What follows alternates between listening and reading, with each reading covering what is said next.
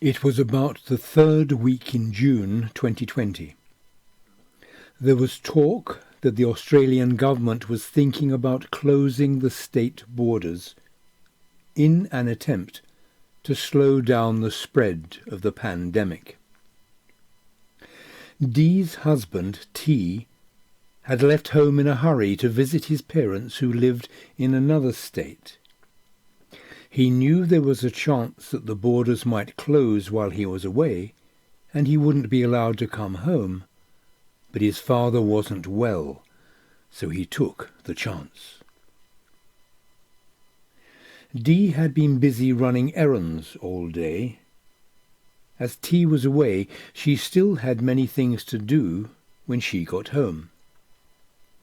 She was preoccupied and only vaguely noticed a hissing sound coming from the car engine and hardly saw the steam coming from under the bonnet. She worked at home all the next day, and in the evening she drove the car to visit a friend who lived about 20 minutes away. She had a lovely visit with her friend and then started her journey back home. When she was 10 minutes from home, travelling at 100 kilometres per hour, she clearly heard the loud hissing and distinctly saw the steam pouring out, and saw that the temperature gauge was as high as it could go. Panic-stricken, she stopped the car. It was a very dark night, and this was a country road with no streetlights, no houses, and very little traffic. Slowly, she pulled herself together, and when she took out her mobile phone, she noticed that the battery was running low. She rang the RACV, the roadside assistance, and hoped she would have enough power left to complete the call. When they asked for her location, to her horror, she realized that she didn't know the name of the road. In spite of her renewed panic, and this is where God really shows himself, suddenly she remembered seeing a landmark, and that was enough information for her whereabouts to be pinpointed. She waited in the dark and in the cold for almost an hour until help arrived. The mechanic found that there was a hole in the radiator. He wanted to give her a lift home, and she could make arrangements to have the car brought home the next day. But they both knew that, because of its age, if it was left there all night, thieves could have stripped the car of everything by morning. So it was decided that the mechanic would arrange for a tow truck to come and take Dee and the car home that night. The man was very concerned about Dee's safety in such a lonely place, but he couldn't stay with her as he had another job to go to.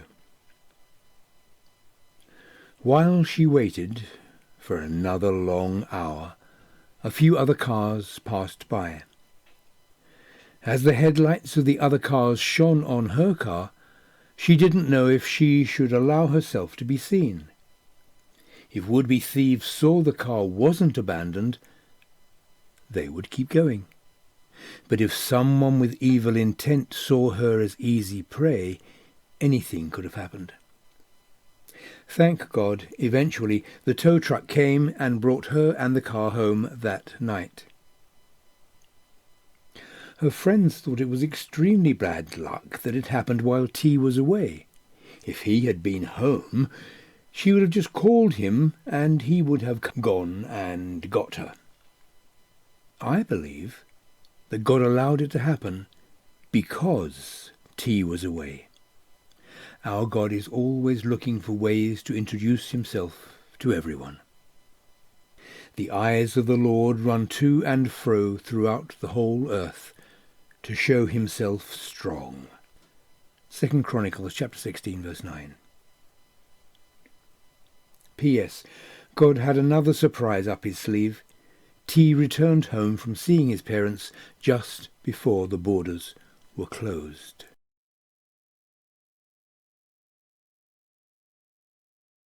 That was the story about Dee. It happened in 2020 and not in 2019 as I thought. It is such a privilege to be allowed to witness how God never tires of trying to reach the people we bring to him continuously in prayer. It is thrilling when they run excitedly to tell us about something wonderful that has happened to them, out of the blue. Sometimes they come shaking in fright and tell us about an experience that could so easily have ended in tragedy, but didn't. The eyes of the Lord run to and fro throughout the earth to show himself strong.